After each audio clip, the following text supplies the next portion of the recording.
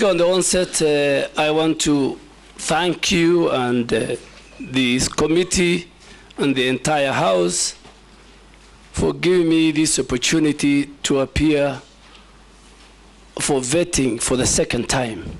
I also want to thank His Excellency the President for according me a second opportunity in a different ministry to serve the people of Kenya.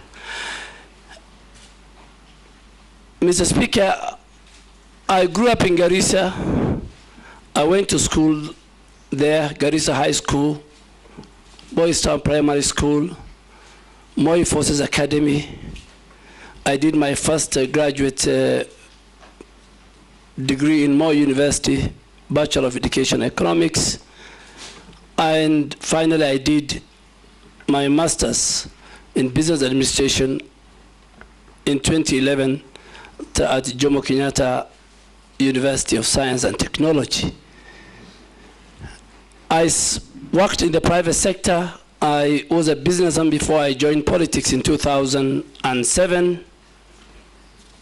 I served the people of Dugis between 2008 and 2013. During the Grand Coalition government, I was an assistant minister for livestock. I served with you, Mr. Speaker, in that government as the Minister for Foreign Affairs.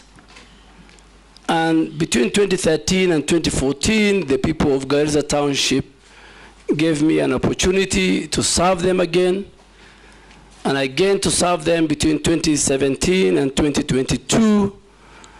And again, they gave me an opportunity to serve them between 2022 for about 2-3 months. So I served as a member of parliament for 4 consecutive terms, which the last one I did not complete because the president in his wisdom poached me from the legislature and to help him in the executive.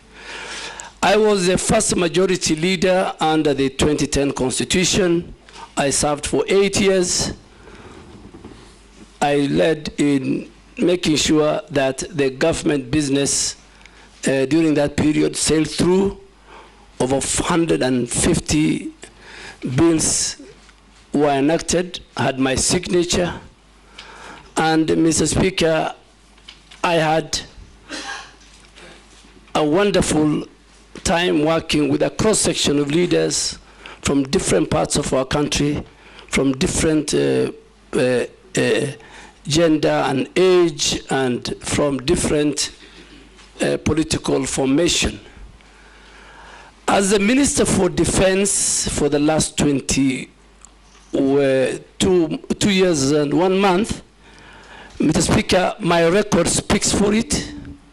Today, I can confirm without fear of contradiction that the housing project, since independence, over 4,000 housing units are under construction, launched them in Laikipia, in Nyanyuki, in Gilgil, in Mariakani, in Roysambu.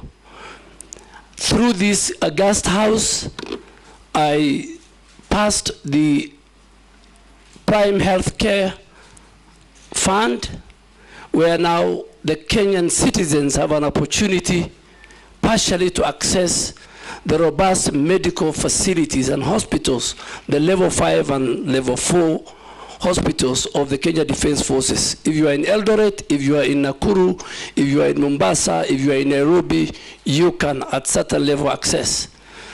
Through this house, Mr. Speaker, I passed the National Peace Fund, which is now domiciled, that helps our men and women in uniform who serve in peace missions. Today, there's enough resources to buy them the required equipments within the standard of the UN peacekeeping missions. On defense diplomacy, Mr. Speaker, I am the first minister in the history of Kenya to host the US Secretary of Defense, to host the British, the UK Minister for Armed Forces. Today, as I leave the Ministry of Defense, through the what they call the excess defense article, 150 vehicles, anti-mine vehicles have been donated to the Kenya Defense Forces. I secured $57 million for the expansion of the Manda airstrip in a partnership between Kenya and the US. The National Defense College today, under the support of the partnership we have with the US government, is constructing the largest in our region, the School of Strategic and Security Studies, to the tune of $5 billion because of that. And finally, I want to say it, the only center, the Center for Terrorism, Counterterrorism, Counterinsurgency in Laikipia, funded by the US, UK, and the Kenya government. One of its type is ready for commissioning. Of course, in the war against terror, Mr. Speaker, in the last 2 years, Boni is safe, the North is safe, Nairobi is safe. Kenya Defense Forces have taken the war to Al-Shabaab inside Somalia. We will not anymore, at any given time, we are not going to wait for them at our borders. We will not allow them to come to our cities.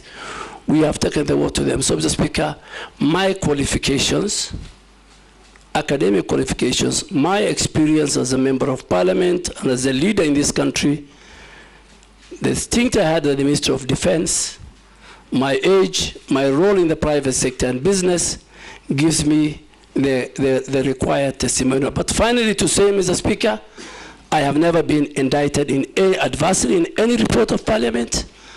I have always had clearance from the criminal justice system, the Ethics and Anti-Corruption Commission, the DCI. I have never violated Chapter 6 of the Constitution, never violated Article 75 of the Constitution. And I think I am ready and willing to serve the people of Kenya in the docket of environment, climate change, and forestry. Thank you, sir. Thank you, Honorable Duale. We'll now start off with members asking you some questions. Try to